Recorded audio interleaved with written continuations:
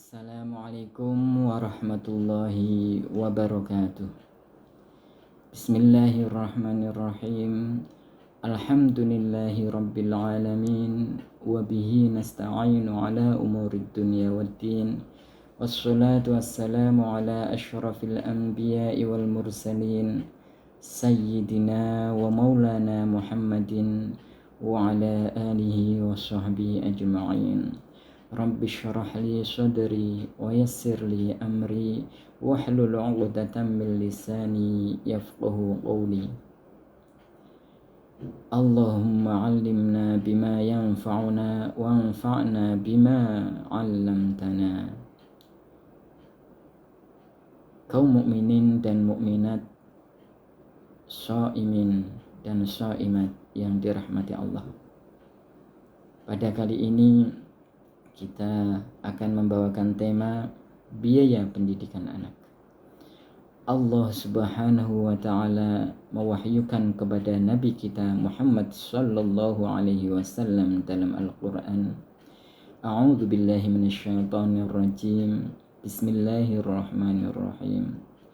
Yamhaqullahu riba wa yurbis shadaqat. Wallahu la yuhibbu kulla kaffarin athim.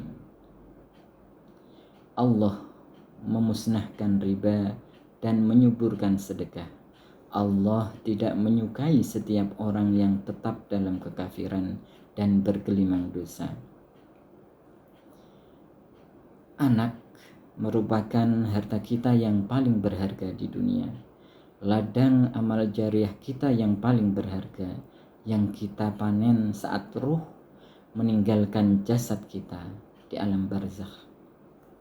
Oleh karenanya, sedekah yang paling utama bagi kita sebagai orang tua adalah kepada anak-anak kita, pasangan hidup kita. Setelah itu baru orang tua atau mertua kita, kemudian kerabat yang membutuhkan, kemudian baru fakir miskin dan anak-anak yatim. Allah Subhanahu wa taala memerintahkan kita untuk menjaga diri kita sendiri dan keluarga kita dari siksa api neraka. Mendidik anak-anak kita dengan ilmu agama dan ilmu dunia adalah kewajiban kita, sekaligus hak anak-anak atas diri kita selaku orang tua mereka. Dengan pendidikan agama, mereka memahami dan mengamalkan perintah-perintah Allah dalam Al-Quran dan menjauhi larang-larangannya. Dan dengan ilmu dunia mereka akan mendapatkan kesejahteraan saat mereka hidup di dunia. Dalam prakteknya, kita selaku seorang bapak, selain berada di dalam rumah, kita memiliki kewajiban, yaitu untuk mencari nafkah yang halal untuk istri dan anak-anak kita. Waktu kita di rumah sangatlah terbatas, sehingga pendidikan anak-anak kita itu berada di dalam naungan istri kita atau ibu dari anak kita. Pendidikan ini dimulai ketika mereka berada di dalam kandungan. Ketika pembuahan itu telah dimulai pendidikan anak kita, dilanjutkan ketika mereka lahir, kemudian mereka dalam asuhan istri kita. Jadi pendidik yang paling utama yang mewarnai anak-anak kita itu adalah ibu atau yang menjadi istri kita.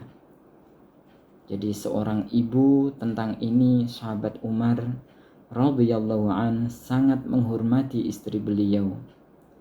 Beliau sadar kehebatan beliau adalah ketika berada di luar rumah, tidaklah cukup mampu untuk mengurus segala kesibukan rumah tangga dan dalam mendidik anak-anak beliau.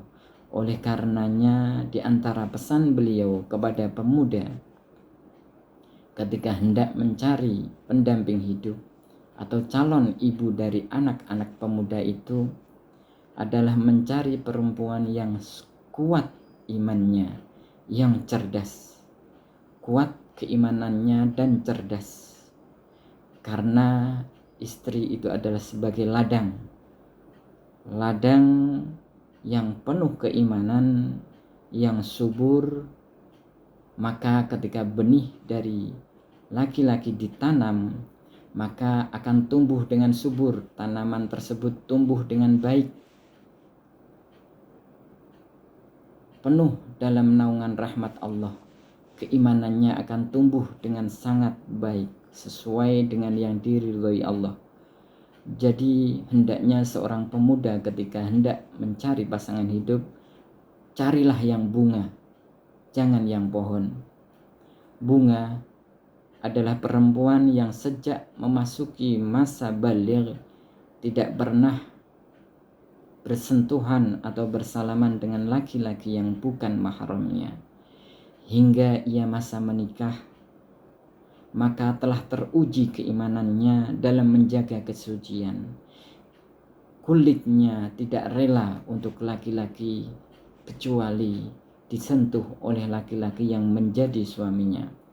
Kaum mukminin dan mukminat yang dirahmati Allah, shaimin dan shaimat,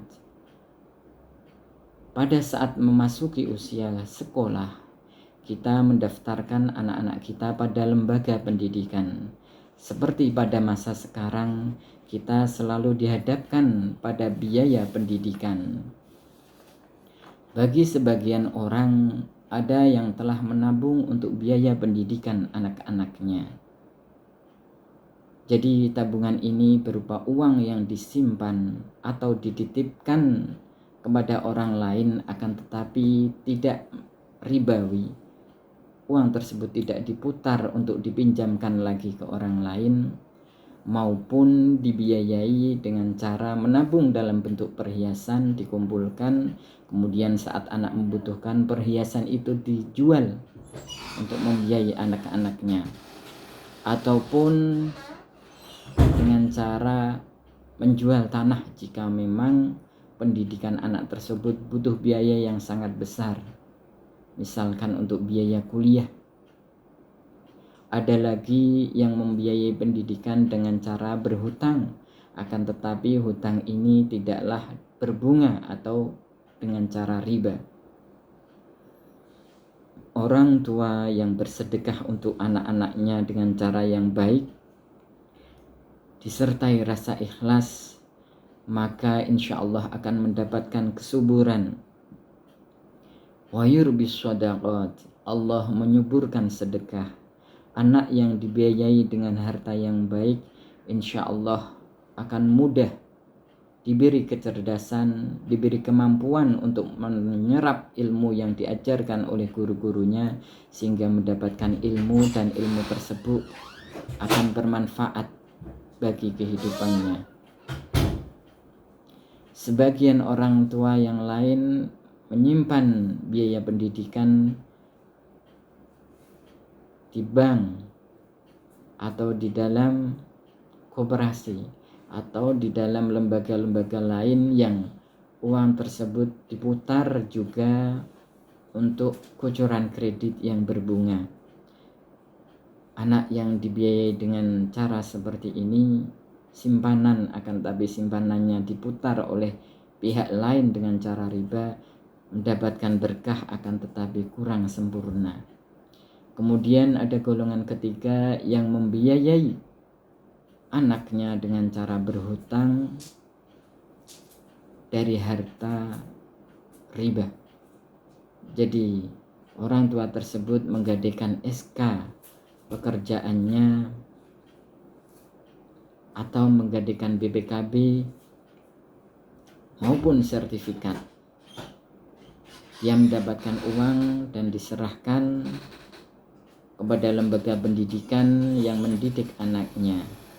Anak yang dibiayai dengan harta ribawi ini sangat sulit dalam menyerap ilmu. Kemudian ilmunya pun ketika didapatkan kurang bermanfaat. Dicontohkan, kalaupun mendapat ijazah ketika dia selesai masa kuliah, ijazah tersebut sulit untuk mendapatkan pekerjaan sesuai dengan yang diinginkan. Jadi keberkahan dari yang dibiayai dengan harta ribawi sangatlah sulit, karena Allah telah bersabda, "Oh ya mahaqullahu riba." Allah memusnahkan riba. Keberkahan harta riba dihilangkan. Segala sesuatu yang bersinggungan dengan riba, keberkahannya telah dihilangkan. Orang tua yang terlanjur telah membiayai anak-anaknya dengan uang riba, hendaklah bertaubat, memperbanyak sedekah yang diniatkan pahalanya untuk anak yang terlanjur dibiayainya dengan harta riba. Allah berfirman, "Wallahu la yuhibbu kulla kafarin athim." Allah tidak menyukai setiap orang yang tetap dalam kekafiran dan bergelimang dosa. Jadi dengan cara bertaubat, orang tua tersebut memperbanyak sedekah. Sedekah tersebut diberikan kepada guru dari anak tersebut, atau diberikan kepada orang-orang yang membutuhkan. Jadi bersedekah, diniatkan sedekah tersebut pahalanya untuk anaknya. Kemudian memperbanyak sholat malam, mendoakan anaknya, dan memperbanyak puasa untuk anak tersebut. Ini diantara yang diajarkan orang-orang dahulu kepada kita, yaitu bersedekah di hari weton anak kita dan berpuasa. Bersedekah dapat kita lakukan kalau zaman dahulu dengan membuat bancaan. Dalam satu daerah dinyatakan atau dinamakan dengan kata bancaan. Kemudian dengan berpuasa. Di antara niat puasa yang orang-orang dahulu sampaikan kepada kita adalah nawaitu shauma ghadin li ridhayatil waladi fulan lillahi ta'ala. Nawaitu shauma ghadin li riyadatil waladi, disebutkan namanya lillahi ta'ala. Jadi nawaitu shauma ghadin li riyadatil waladi lillahi ta'ala. Saya niat berpuasa tirakat untuk anak. Kemudian disebut namanya, anaknya siapa? Karena Allah Ta'ala. Dengan melakukan hal-hal di atas, semoga dapat menghapus dosa-dosa karena riba, sehingga anak yang menjalani pendidikan dimudahkan dalam mendapatkan ilmu, dan ilmu yang didapatkannya pun bermanfaat. Demikian uraian bagaimana cara membiayai pendidikan anak yang baik.